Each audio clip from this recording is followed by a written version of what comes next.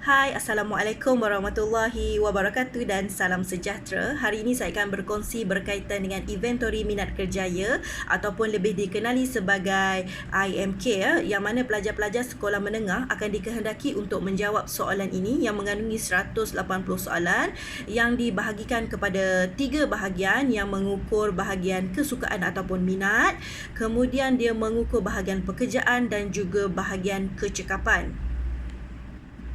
Okay, bila kita menyentuh berkaitan dengan bidang kerjaya yang ingin diceburi, masalah utama individu yang pertama sekali, individu ramai yang tidak mengenali diri dia sendiri. Apakah kekuatan yang dia ada, apakah minat yang dia ada dan apakah pencapaian yang dia miliki itu sesuai dengan bidang yang ingin dia ceburi. Yang kedua, individu dia tidak mempunyai maklumat yang banyak ataupun lengkap berkaitan dengan bidang-bidang yang ingin diceburi, pilihan-pilihan yang ada.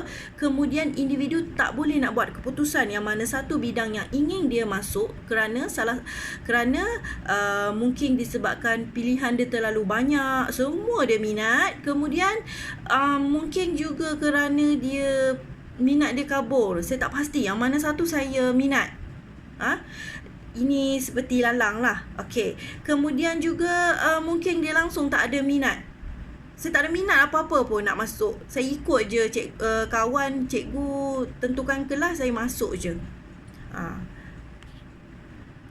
Jadi melalui inventory ini kita akan membantu para klien ataupun murid-murid untuk mengenal diri dia, apakah minat yang dia ada, apakah kekuatan yang dia ada melalui inventory yang telah dijawab ini. Kemudian kami akan meneroka bersama-sama mereka mengenal dunia pekerjaan ataupun pilihan-pilihan pekerjaan yang mereka boleh ceburi ataupun pilih. Kemudian akan memadankan sama ada diri dia sesuai ataupun tidak dengan pilihan kerjaya yang ingin dia ceburi. Jadi di dalam inventory ini dia telah menyenaraikan 6 jenis persekitaran pekerjaan yang sesuai dengan personality seseorang yang telah dibahagikan kepada 6, iaitu realistik, investigatif, artistik, social, enterprising dan juga konvensional. Jadi kita akan bersama-sama dengar apakah maksud setiap konstruk-konstruk yang telah disenaraikan ini. Okey, untuk individu realistik, persekitaran pekerjaan mereka adalah yang memerlukan kemahiran praktikal dan mekanikal, bekerja dengan objek, peralatan, mesin, haiwan, tumbuhan. Mereka mempunyai kemahiran yang baik apabila menggunakan peralatan, lukisan mekanikal, mesin ataupun haiwan. Mereka juga seorang yang menghargai objek praktik yang boleh dilihat dan disentuh. Lebih suka bekerja di luar bangunan. Antara bidang-bidang kerjaya yang ada di dalam realistik ini adalah jurutera, jurubina, animator, chef, atlet, mekanik, ahli perkebunan dan lain-lain lah. Dan ciri-ciri personality mereka adalah seorang yang praktikal, mechanical, materialistik, suka menggunakan peralatan dan mesin, seorang yang introvert, akur, natural, berhemah, tulen, tegas dan berprinsip.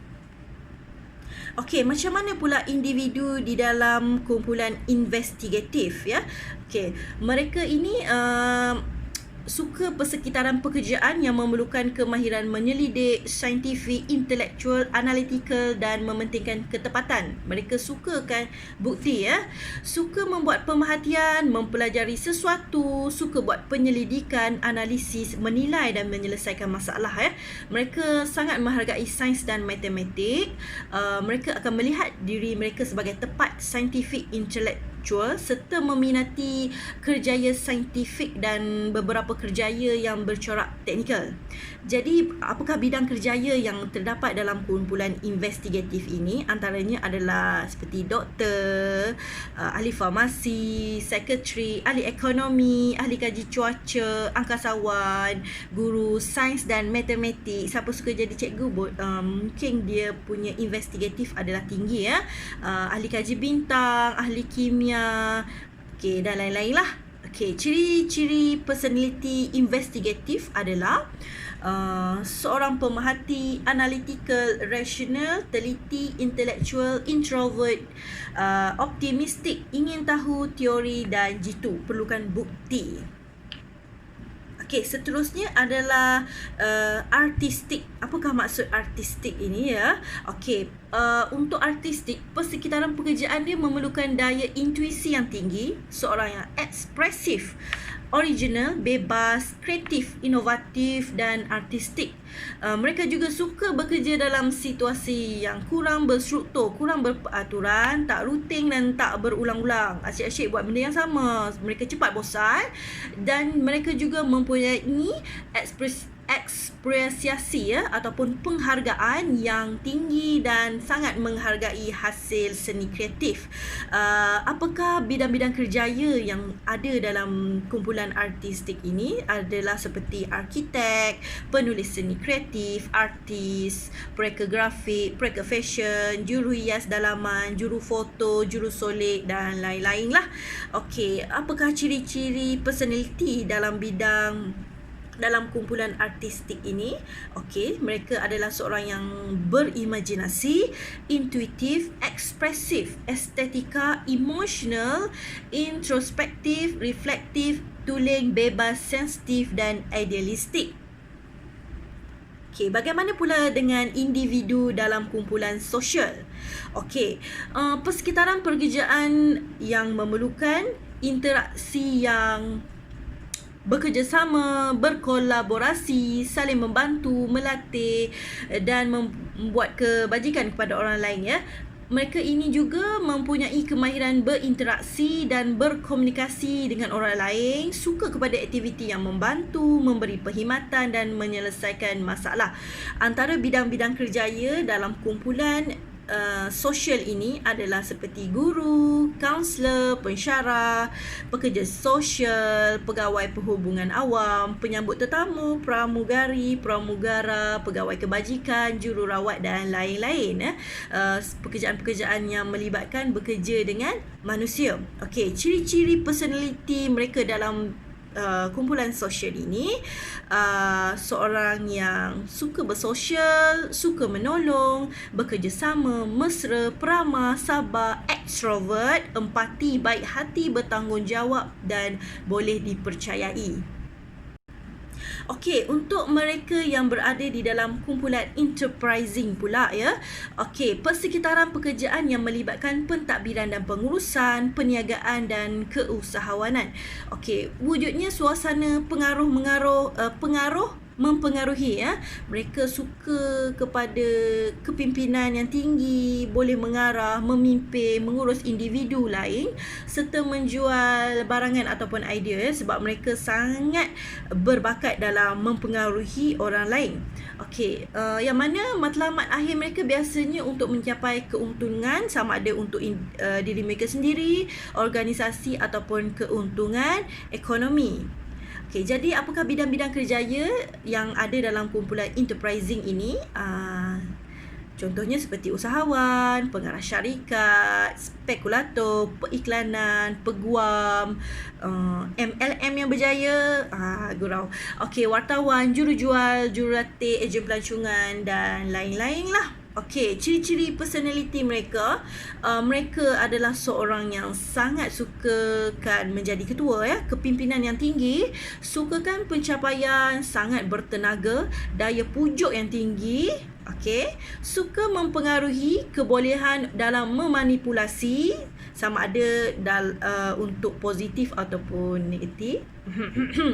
Suka meneroka, yakin diri, optimistik, mudah mesra, berwawasan, bercita-cita tinggi, berusaha, sosial, suka menonjolkan diri, ekstrovert sama dengan sosial dan juga bijak berkomunikasi. Sebab itulah mereka boleh mempengaruhi orang lain ya. Mereka ada kemahiran itu.